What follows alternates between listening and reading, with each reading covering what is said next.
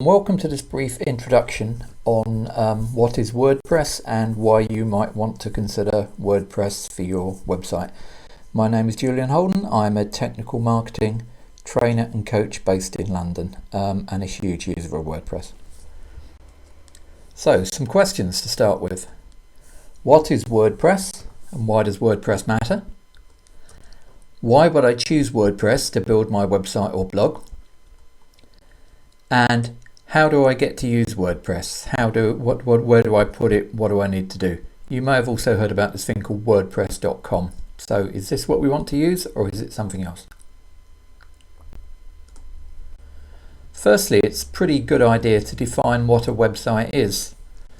It could be defined as a group of web pages that belong together. So for example, a person, business or other organization may have a website, and that website may have one or many pages.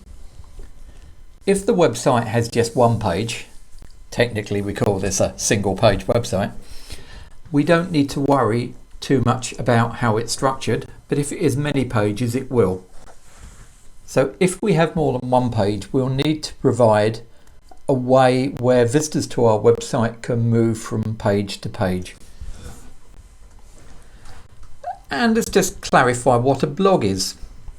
It's an online journal. The original word was weblog, and it often takes the form of a web page inside a website called something like my blog or company news or what we're doing this week or something like that. A blog contains posts, individual journal entries. If you can imagine writing a diary, every time you wrote something in the diary, that would be a post. And these posts are often written daily or weekly, and in a blog they're usually arranged in reverse date order, so the most recent post written is at the top of the page and the other pages go down below that. Posts are generally used for more topical and transient information we always want available on our website would normally be on a web page. So posts are where we can write about things which are important to us now but may not be so important in the future. And the great thing about blogging is it provides a reason for visitors to come back to your website, providing, of course, they find it useful. Let's talk a little bit about how we build websites. Traditionally, what we'd need to do is work out why we wanted a website and what we wanted to say and who we were going to say to. And then what we do is we would create some web pages. Technically, these are text files written using a language called HTML, hypertext markup language. And on those web pages, we would add content, which would be text, images, videos, whatever we needed to deliver the message to our readers. And then we'd stitch those pages together with hyperlinks, so you could click on a piece of text in one page and jump to another page, or more formally by building one or more menus which users could click on, could see all the pages on our website and click on and go and visit. We would then put our finished website, which is our collection of web pages, onto a web server. And a web server is just a computer that's connected to the internet permanently, and it serves web pages to visitors' web browsers. The third thing we'd need is a thing called a URL, basically a name on the internet. And traditionally what you'd do is you'd register what's called a domain name and generate a URL from that.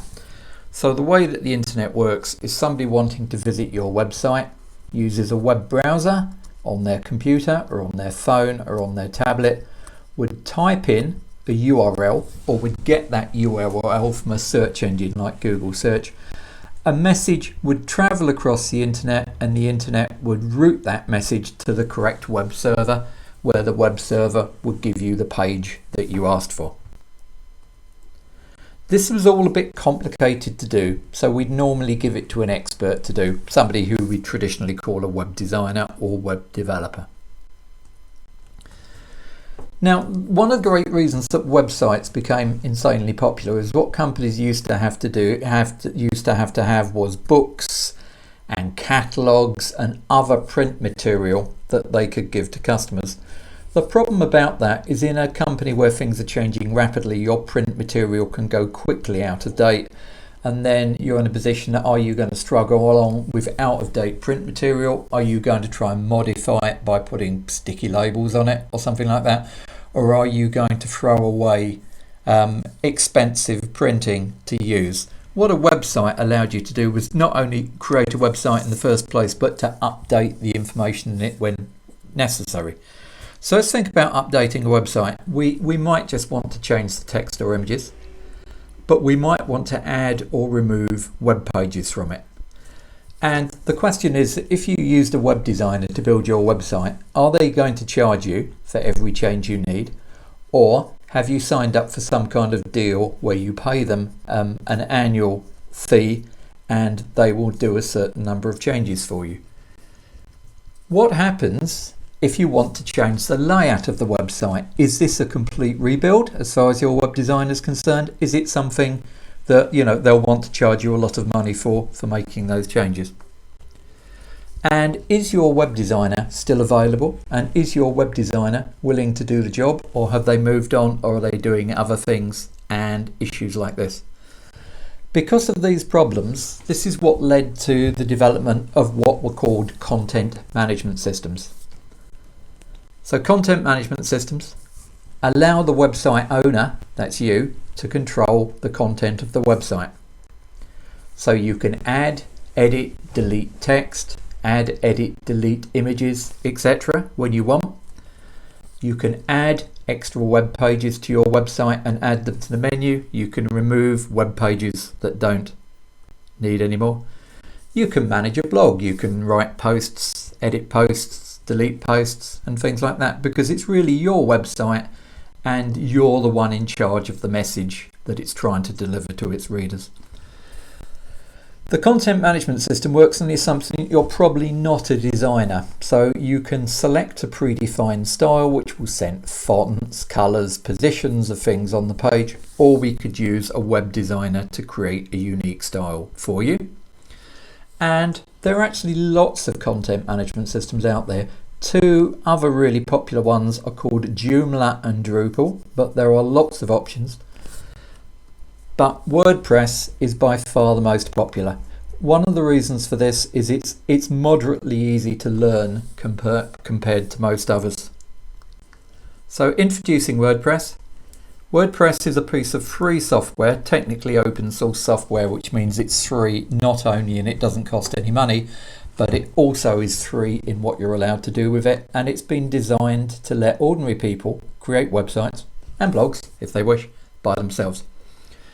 WordPress is extendable. It comes with a collection of features, comes with a collection of things it can do, but we can change how your website appears by styling it with a theme, and we can give it extra features by adding extra bits of code called plugins. The WordPress software needs to be installed on a web server. So you've got two options. If you've got experience in web design already and you have a web server, you could find a web server and install WordPress yourself. Or you could find a web hosting company that offers WordPress pre-installed on their servers. The best known of these companies is one that's called WordPresscom. So what's WordPress.com? It's an online web hosting service. It's the place on the internet where you can put your website and people can get to it. It runs under what we call the freemium model, very popular among internet companies, where it's one of those deals where you can start for free, but you can pay more money for additional features. WordPress.com will allow you to create unlimited simple websites or blogs with a default URL for free. So basically the name of your website will be something of your choice, .wordpress.com usually. It also sells premium plans. So for example, to be able to use your own domain name, if you want more disk space on the server, you want better support, or you want extra themes and plugins that don't come with the standard deal. But it really is your choice on WordPress.com whether you upgrade or not. WordPress.com gives you WordPress pre-configured with a standard range of WordPress plugins and themes. The only reason I mention this is if you do move from WordPress.com to installing WordPress on your own web server, what you'll find is it's slightly different, and to make it work like WordPress.com, you will possibly need to add a few plugins to add the functionality that you get with WordPress.com. Now, WordPress.com is an online web building service, so how does it compare to services like Wix, Weebly and Squarespace? All of these things offer pretty much the same deal, which is build your own professional website on our site for free and then possibly move up to the premium deal. But the question we need to ask is, why are 35% of all websites built using WordPress? It must have something that makes it superior to these. So let's talk about what the reasons for this are.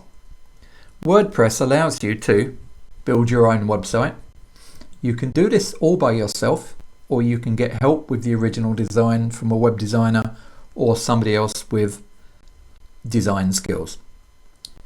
You can manage the content of your own website, so you can add and remove web pages, and on those web pages you can add new bits of text, change bits of text, delete bits of text, put pictures on, take pictures off, whatever. So your website can be totally up to date and totally done by you. You can do this all for free on WordPress.com if you're okay with having a .wordpress.com domain name. You probably won't be if you're doing this for a business, because you probably don't want to advertise that your website is free web hosting on WordPress to anyone who knows. So you may wish to upgrade to something else. On WordPress.com, you can pay to use your own URL or for more options on WordPress.com, or you can move your WordPress site to another web host with WordPress running on it. As I've said, this is possible. There are tens of thousands of web hosting companies out there. Nearly all of them offer WordPress hosting. This is the thing that differentiates WordPress greatly from these other online website building platforms, because on most of those you're stuck. If you decide that you don't want to use their particular platform anymore, there's nothing you can do. All you can do is close down your website and go off and build it again somewhere else. So WordPress is by far the most flexible way of working. Okay, well, thanks very much for turning up, and I hope to see you soon. I'm planning to make a range of really short, really simple WordPress videos for beginners, and I hope to see you again in the future.